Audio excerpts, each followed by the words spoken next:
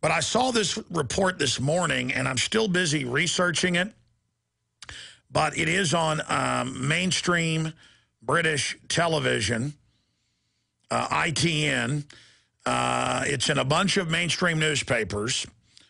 It is also going on in Japan, and it is 2011, folks. And we have the headline, China Mirage City or Hologram Project Bluebeam video. And part of Project Bluebeam has been declassified, that the Pentagon, going back more than 30 years, has worked on plans, and this has been in Popular Mechanics and other publications, to project 2,000-foot Buddhas or Jesus or Muhammad as a military tool to confuse people.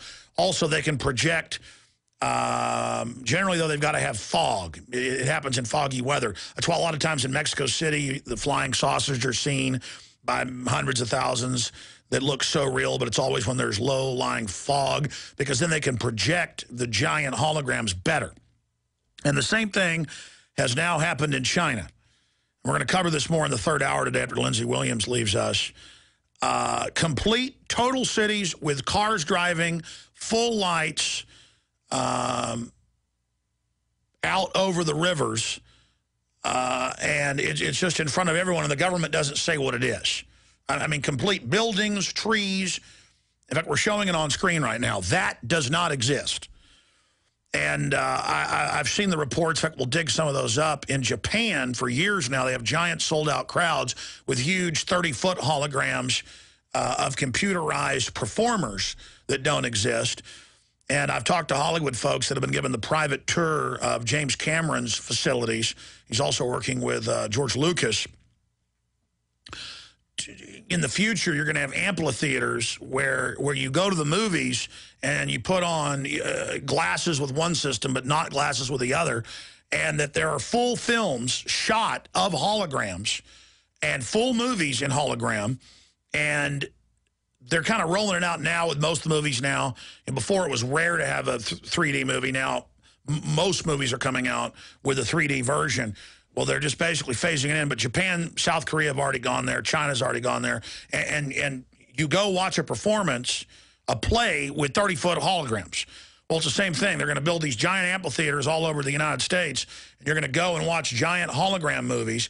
So you'll go see something like, you know, Star Wars Episode 7.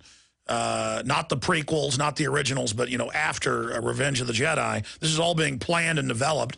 And you will see the entire characters 10, 20, 30 feet tall, depending on what the scale is at the theater. And you're going to watch a giant full-color battle, and you're not going to have to wear glasses to do it. But the point is, we're not in Kansas anymore. This is Buck Rogersville. And most of the technology out there has been suppressed. We're conservatively, most government scientists have admitted, and it's been leaked, about 30 years behind. They had the B-2 bomber for more than 25 years before they rolled it out in the, they'd roll it out in like 1989. It's like that stealth helicopter that blew up on the supposed bin Laden raid.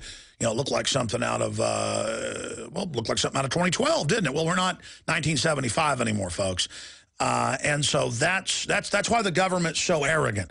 It's why they're on such power trips. They admit that they've got human version mouse pox. I mean, this is in the news. That will kill 99% of those exposed. If you just type in Ebola vaccine, you'll see facilities in Austin and all over the country, quote, trying to splice it with the human cold to make it airborne. But then they say it's for vaccine research, but it's come out that these programs are not for vaccine research in BioShield, that's the public cover. It is bioweapons. Well, ladies and gentlemen, you know, yesterday I just kind of flippantly said thousands of astronauts have died in the secret space program. I don't know how many have died. Insiders at NASA, and a lot of even mainline reports about dead Russians on the moon, stuff like that. Chinese reportedly had a failed mission. The point is, you got the public version of everything. Okay, the space shuttle that they're just now retiring is a 1934 design by Werner von Braun, and that's on record. So the shuttle's 1930s. There's a lot more advanced stuff up there. Now, ITN is big international mainline television. but they've now put out a correction that they mistranslated the Chinese reports, because the headlines, hologram experiment in China, and it's the fog so bad that you see buildings sticking up and things, and people saying looks like a hologram, but it isn't. But the point is that they have done hologram tests in China. They have done hologram tests here. Those are partially declassified. They've done them in Japan. And it's admitted that that Hollywood wants to move to full hologram productions, that they've had the technology for a long time. There's just a great expense in putting it in. But the big places this has been accepted are South Korea and Japan. And I actually, we have a clip here of a packed arena in Japan. We'll get this linked up on Infowars.com or PrisonPlanet.com in this article, China Mirage City hologram or Project Bluebeam. I'm going to get an update on that and have this video that Jaron found posted there. In fact, we'll turn the audio up for radio listeners. But I mean, watching this video, you cannot even tell that those are holograms. You know, they are three-dimensional. You can see them from all sides. Because in a moment they cut to side shots, and this is from Japan, where this is going on. And so that's the future of film and media, or at least the future they're trying to push us into. And the big boys want this because the expense of the systems will put this out of reach of the general public, and so still you'll have to, you know, have big corporations that are able to fund all of this and then charge high prices for people to be able to get this media. But still, they've had 3D television for years. The problem is so many people get nauseous from it because it's a different type of technology than the old-fashioned stuff that they're using in the theater. That's a military tactic. As they march on your emplacements, firing at you, they'll have bullhorns going saying, we're not assaulting, come out with your hands up. And in many wars, it's been shown, people will come out and actually be shot because they're panicking as the advancing army comes. They want to believe they've got a way out, so they'll go ahead and just stand up. They'll go ahead and stand up and be shot. They'll run towards the machine guns. Ah! Oh, yes.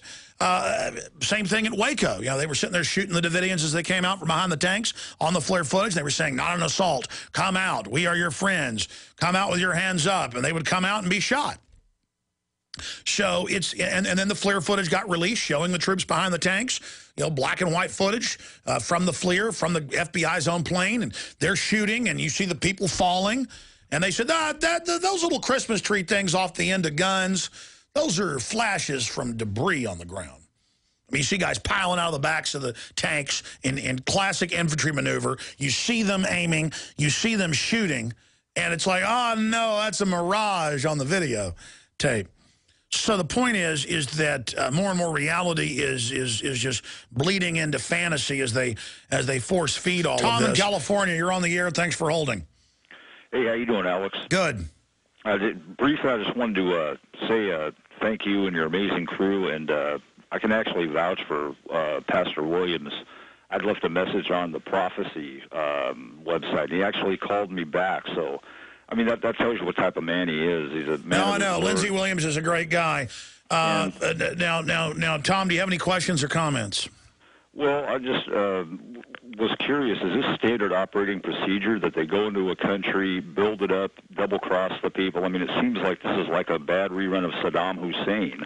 You know, with all the globalists are totally cold-blooded. It's absolute calculations. They cheat each other as well. That's why they're in control, because they're totally ruthless and are incredibly good liars, and were able to sell to the Western world in the last 100 years, letting them control the issuance of currency and credit. Lindsey Williams.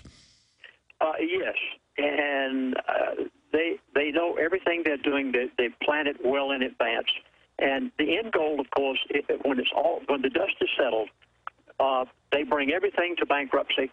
They, in turn, get it free of charge. And over a period of years, I've tried my best to tell people this lately, over a period of years, they will bring it back out under their control, under the new world order, back to the place where it was when America was the great nation it was. And that's why they want the global system backed up with petrodollars, because no matter what currency you have, there's this new global SDR digital And to buy oil, you'll have to buy it in the SDR and other derivatives they've created. And the IMF and World Bank put out public papers saying this, calling it global government.